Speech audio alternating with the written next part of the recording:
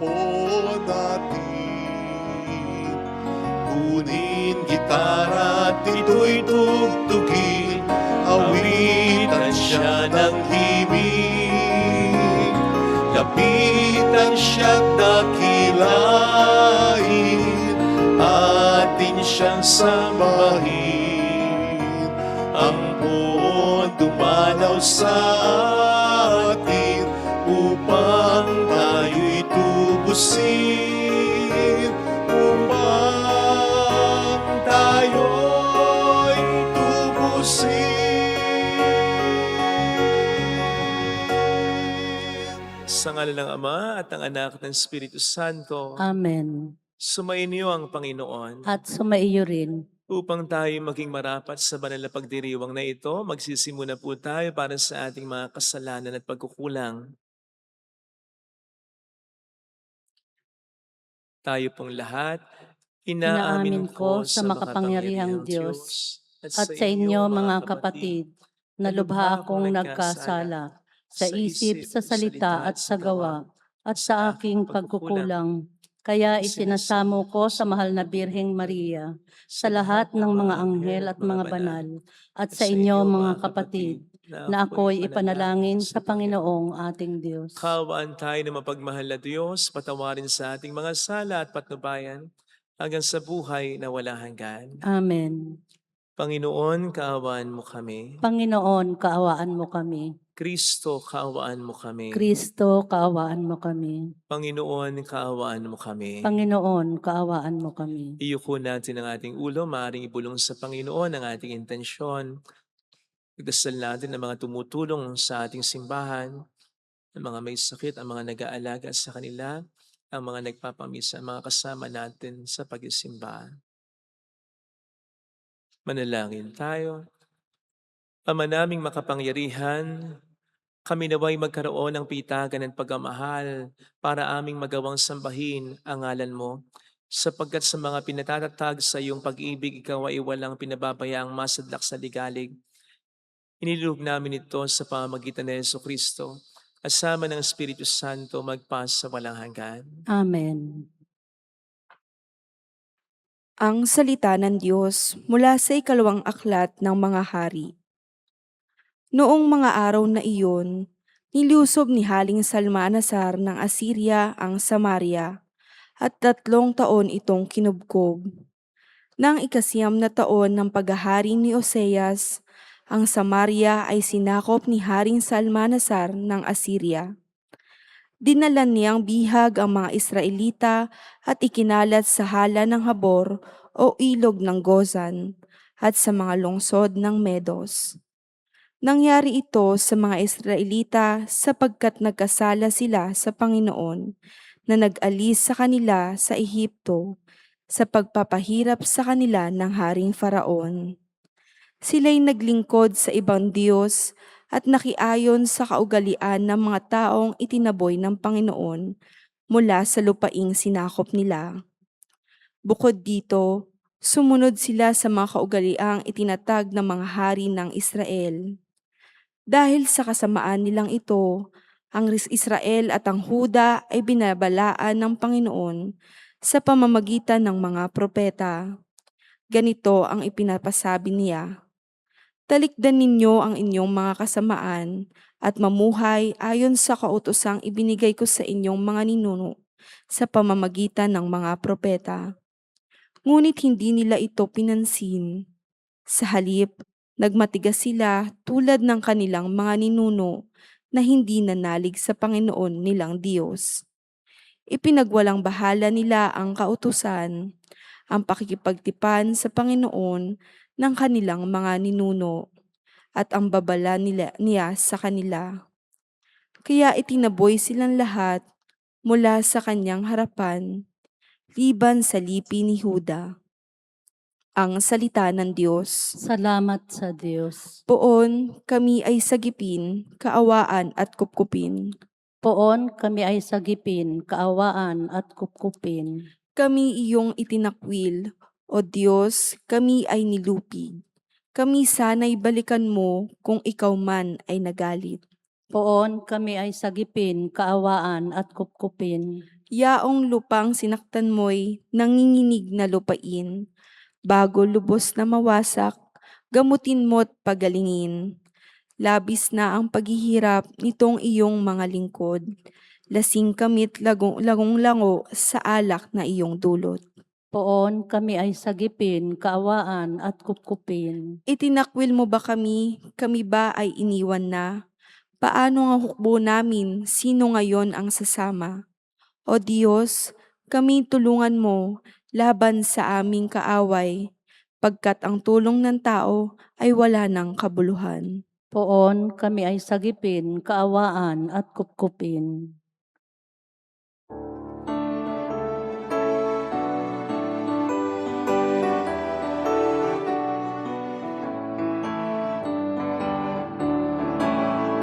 Hallelujah, Hallelujah, Hallelujah.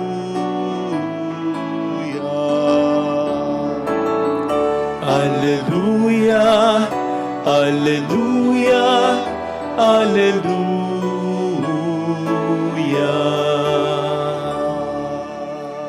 Sumainyo ang Panginoon. At sumaiyo rin. Ang mabuting balita po ng Panginoon ayon kay San Mateo. Papuri sa iyo, Panginoon. Noong panahong yon, sinabi ni Jesus sa kaniyang mga alagad, "Huwag niyong hatulan ang inyong kapwa upang hindi kayo hatulan ng Diyos. Sapagkat nahatulan kayo ng Diyos ayon sa hatol na hinihatol niyo sa iba. Ang panukat ninyo sa iba ay siya ring pinanunukat sa inyo. Bakit mo nakikita ang puwing sa mata ng iyong kapatid ngunit hindi mo pinapansin ang puwing mong gatahilan sa iyong mata? Paano mo masasabi sa iyong kapatid, halika't aalisin ko ang puwing mo, gayong katahilan ang nasa mata mo, mapag-imbabaw. Alisin mo muna ang puwing na gatahilan at sagay makakakita kang mabuti at maaalis mo ang puwing ng iyong kapatid." Mga kapatid, ang mabuting balita ng Panginoon. Pinupuri ka namin, Panginoong Heso Kristo. Welcome sa Our Lady of Lazaret Quasay Parish kung saan nais lang pong umiyak. Samahan tayo ng mahal na ina sa pag-iyak at sa pagdarasal sa kanyang anak upang maging maayos ang lahat. Narinig po natin sa ating ebanghelyo ang isa sa mga pinakamadalas na magamit na bersikulo sa Biblia. And I think isa rin sa pinakamadalas ma-misinterpret.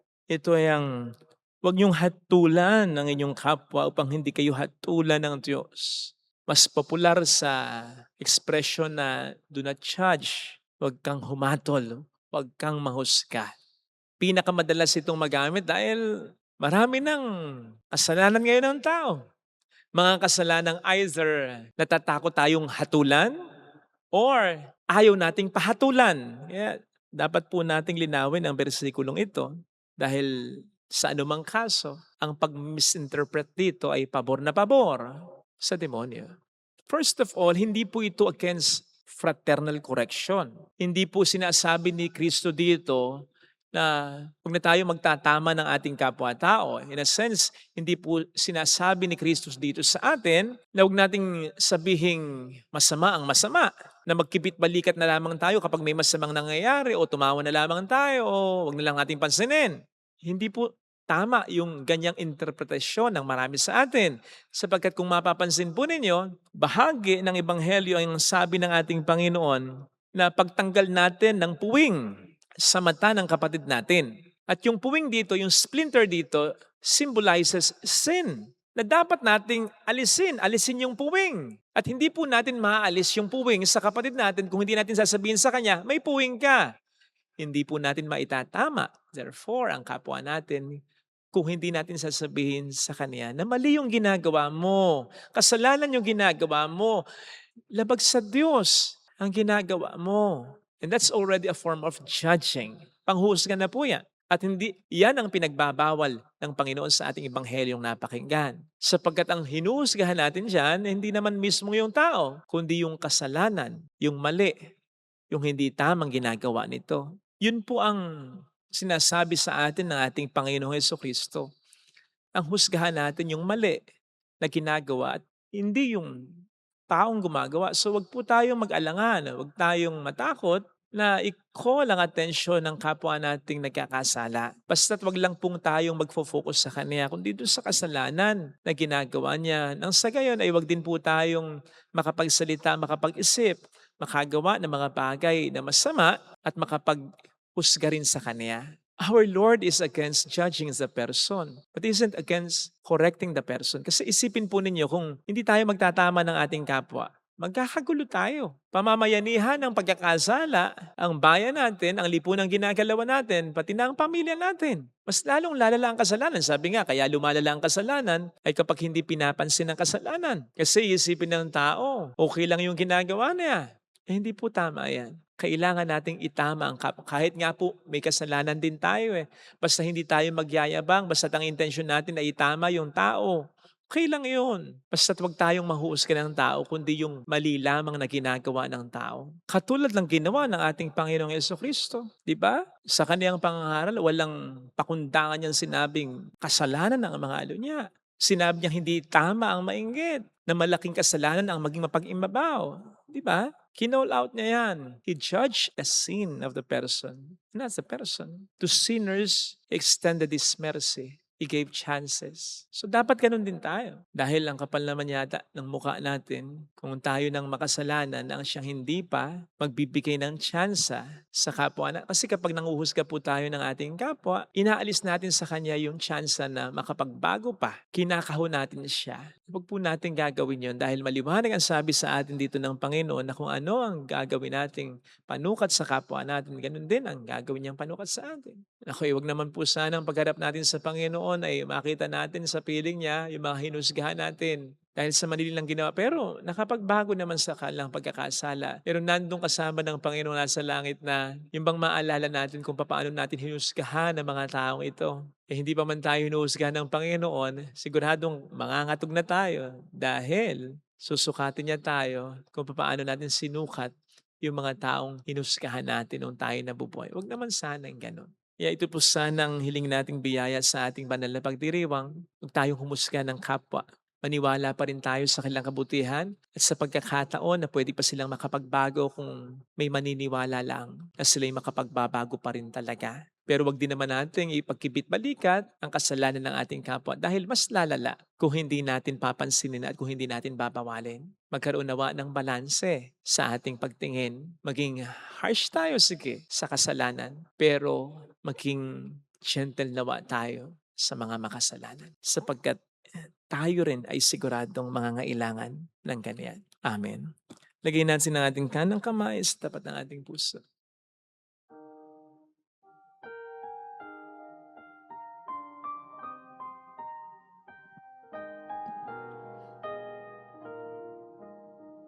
Alam kong may magagawa ang Diyos. Alam kong may magagawa Makapangyarihan siya.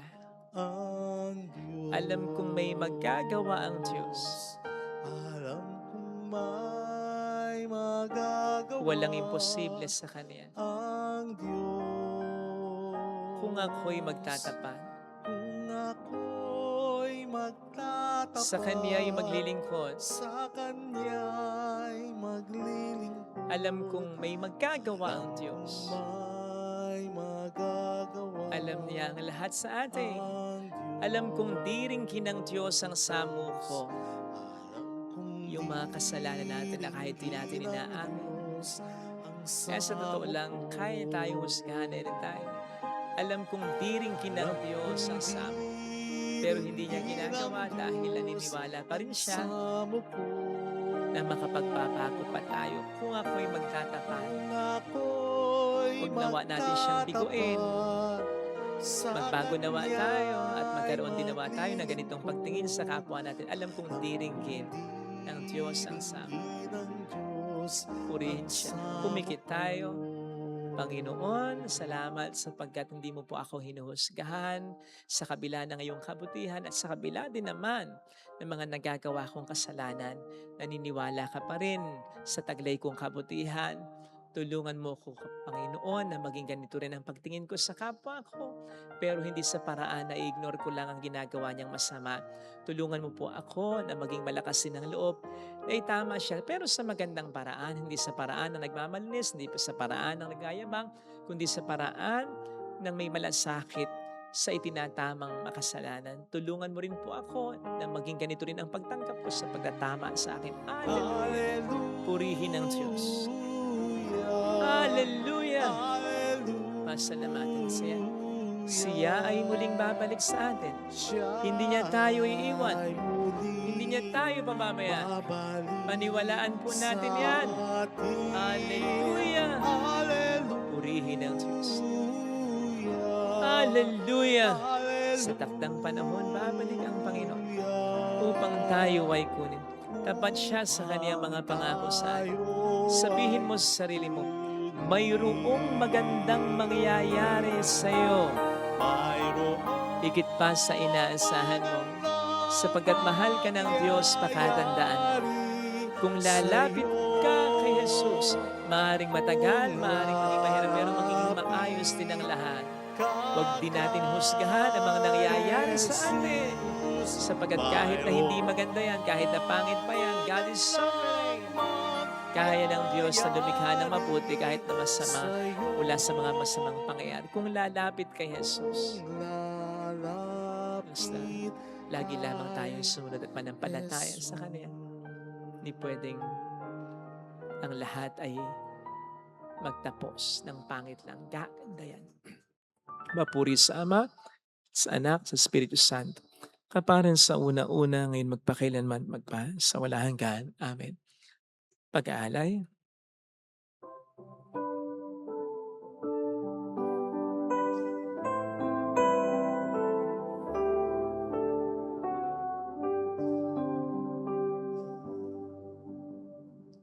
Aming hatid sa harap ng altar, mga pagpapalang nagmula sa'yo, Ama. Pasasalamat sa biyayang natanggap, pagpupuri sa iyong harapan. Tanggapin ang aming alay, ang alak at tinapay, at pagsaluhan ng munting handog, ang tinapay ng buhay at kalis ng kaligtasan.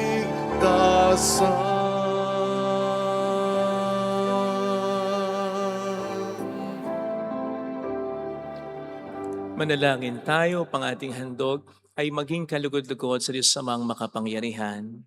Tanggapin nawa ng Panginoon itong paghahain sa iyong mga kamay, sa kapurihan niya at karangalan, sa ating kapakinabangan at sa buong sambayanan niyang banal. Ama naming lumikha, tanggapin mo ang aming paghahain ng papuri sa iyong kabutihan sa amin. Sa dulot nawa nitong kadalisayan, kami naway makapag-alay ng iyong kinalulugdan sa pamamagitan ni Jesucristo kasama ng Espiritu Santo magpa sa walang hanggan. Amen. Sumainyo ang Panginoon. At sumaiyo rin. Itaas sa Diyos ang inyong puso at diwa. Itinaas na namin sa Panginoon. Pasalamatan ng ating Panginoong Diyos. Marapat na siya ay pasalamatan. Ama naming makapangyarihan, tunay nga pong marapat na ikaw ay aming pasalamatan sa pamamagitan ni Jesucristo na aming Panginoon.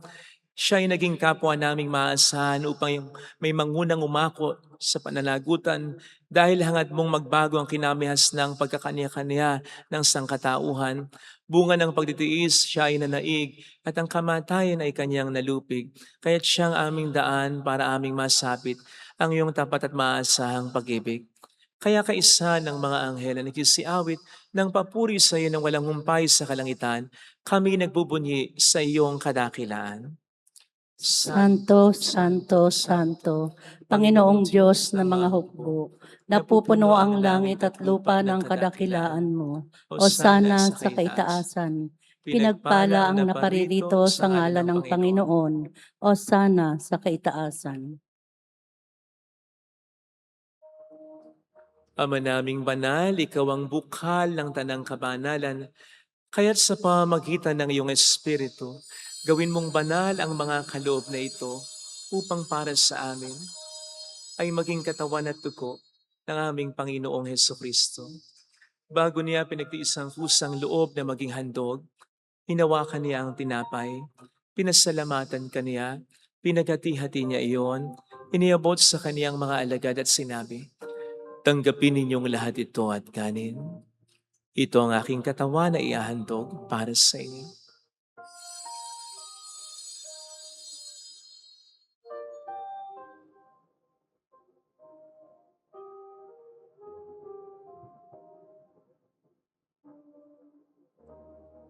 Gayun din naman nang matapos ng hapunan, hinawakan niya ang kalis, muli kaniyang pinasalamatan.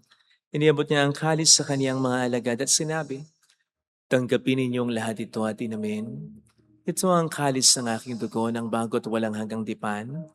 Ang aking dugo na ibubuhos para sa inyo at para sa lahat sa ikapagpatawad ng mga kasalanan. Gawin niyo ito sa pag-alala sa akin."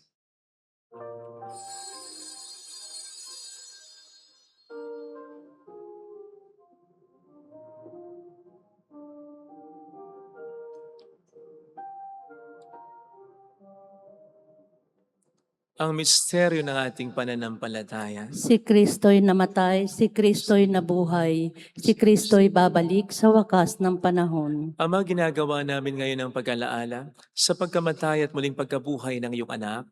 Kaya inialay namin sa iyo ang tinapay ng buhay at ang kalis ng kaligtasan.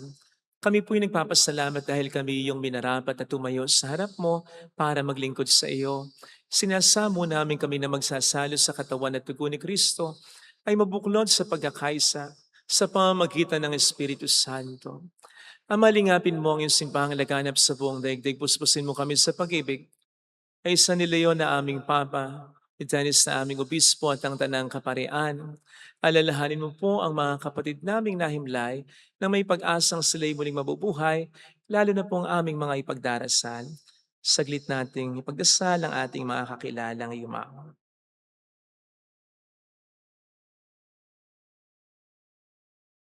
Kaawaan mo sila at patuloyin sa iyong kaliwanagan.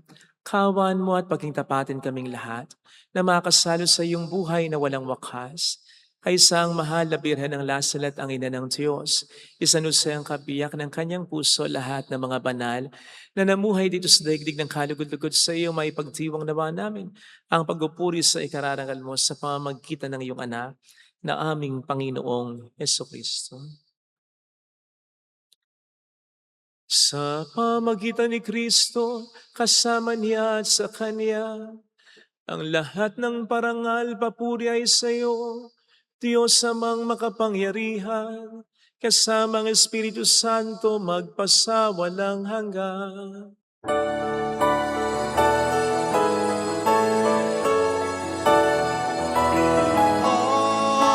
Amen, amen, amen.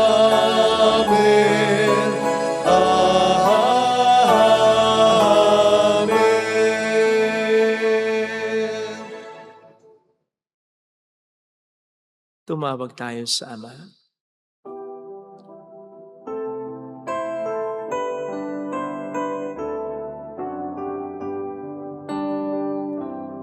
Ama namin, sumasalangit ka, samahirang ngalan mo, mapasa amin ang kaharian mo, sundin ang loob mo dito sa lupa para ng sa langit. Bigyan mo kami ngayon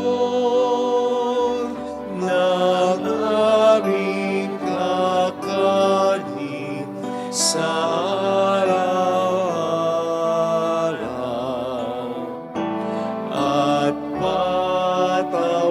Patawarin mo kami sa aming mga sala para ng pagpapatawad namin sa nagkakasala sa amin at huwag mo kami ipahintulot sa tukso at iadya mo kami sa lahat ng masama.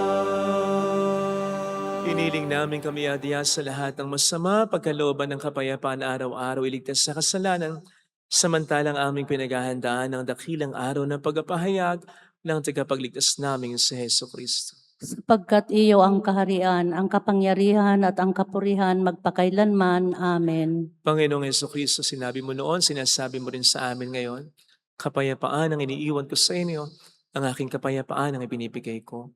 Tunghayin mo ang aming pananampalataya, huwag ang aming pagkakasala. Pagkalooban mo po kami ng kapayapaan at pagkakaisa sa iyong kalooban. Kasama ang Espiritu Santo magpasa walang hanggan. Amen. Ang kapayapaan ng Panginoon ay sumainyo nawang lahat. At sumaiyo rin. Magbigayan tayo ng kapayapaan sa isa't isa. Kapayapaan po. Peace be with you. Kordero ng Diyos na nag-aalis ng mga kasalanan ng sanlibutan, maawa ka sa amin. Kordero ng Diyos na nag-aalis ng mga kasalanan ng sanlibutan, maawa ka sa amin. Kordero ng Diyos na nag-aalis ng mga kasalanan ng sanlibutan, ipagkaloob mo sa amin ang kapayapaan.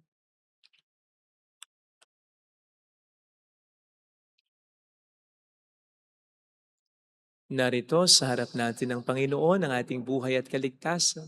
Mapalad tayong inaanyayahan. Panginoon, hindi ako karapat-dapat na magpatuloy sa iyo, ngunit sa isang salita mo lamang ay gagaling na ako.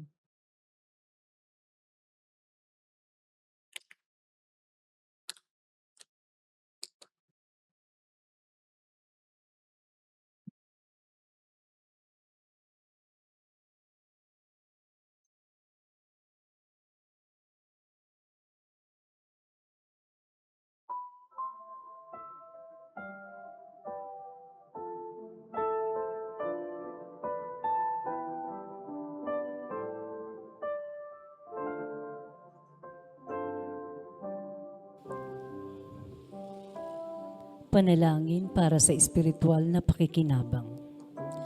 Panginoong Hesus, ako ay naniniwala na ikaw ay nasa kabanal-banalang sakramento. Iniibig kita ng higit sa lahat at ninanasa kong tanggapin ka sa aking kaluluwa. Sapagkat sa mga sandaling ito, hindi kita matatanggap sa sakramento. Tumuloy ka sa espiritu sa aking puso. Niyayakap kita na para bang naririto ka na. Inaalay ko ng buong buo ang aking sarili sa iyo. Huwag mong hayaang mawalay ako sa iyo. Amen.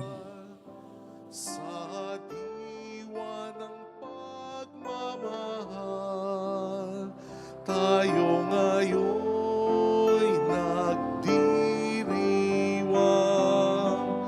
Ang Diyos sa may nananahan, sa may pag-ibig na tunay, kung saan may pagmamahalan, ay naroon ang Diyos.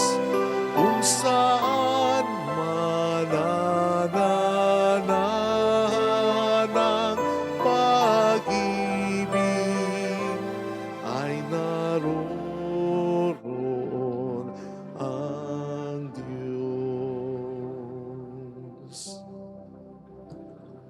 Manalangin tayo. Ama naming mapagmahal, kaming nakinabang sa katawan at dugo ng iyong anak ay sumasamo sa iyong habag upang ang aming taimtim na ginanap ay maging pagtanggap namin sa tiyak mong pagliligtas sa pamamagitan ni Jesucristo, kasama ang Espiritu Santo magpasa walang hanggan. Amen. Holy God, Holy Mighty One, Holy Immortal One. Have mercy on us and on the whole world. Holy God, Holy Mighty One, Holy Immortal One. Have mercy on us and on the whole world. Holy God, Holy Mighty One, Holy Immortal One. Have mercy on us and on the whole world. Jesus, King of Mercy, We trust in you. alalahanin, Alalahanin, o mahal na Birhen ng Lasalet, ina ng pag-asa, ikaw ang nagpaalala sa aming magbalik loob sa Ama. Ito ang nagpapatunay na ang kagandahang loob mo'y nananatiling busilak. Sa pag-aaruga mo sa amin, tungkulin mo'y tinupad. Sa paanan ni Kristo'y itinuring mo kaming mga tunay mong anak. Kaya ninais mong ni Isay wag mapahamak. Maging sa iyong walang tigil na pananalangin, pati luhay pumatak. Huwag naman mawala ng saysay ang iyong paghihirap. Hiling nawa namin sa iyo, o aming inang liyag, na matapos ang pakikibaka namin sa mundong ito at sa pananatili naming tapat kay Kristo. Sa kapurihan mo'y makibahagi kaming ganap, upang kung nasaan ka ngayon ay maparoon din kaming lahat, at ang kaganapan ng kaluwalhatian ng Diyos Amay tuluyang matupad sa nawa. mahal na Birhen ng Lasalet, tagapagkasundo ng mga makasalanan. Ipanalangin mong walang patid kaming mga dumudulog sa iyo. Marami pong salamat sa inyong pakikisa sa mga tulong na binibigay ninyo. Nagiging dahilan para marami din po tayong matulungan. Ang Diyos na po ang bahalang magsukli sa inyo. Yan po ang lagi kong dasal dito. Salamat po. Sumainyo ang Panginoon. At sumaiyo rin. Pagpalain kayo kasama ang ating pamilya na mapagmahal na Diyos, ng Ama at ng Anak, ng Espiritu Santo. Amen. Bumayo tayo sa kapayapaan ni Kristo. Salamat sa Diyos. Salamat din po.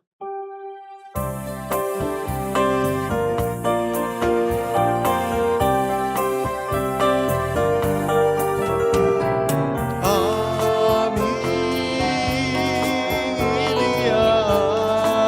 iniaalay ang pag-ibig na walang kapatan. Okay, sarap mabuhay kung may nagmamahal, pagmamahal na tunay at laging nalisay. Ang Birhen kong umibig ay walang sitamis, pagsintang sa kalinis sa iyo hanggang langit. O Birhen, Birheng mahal, sa awit at sa dasal,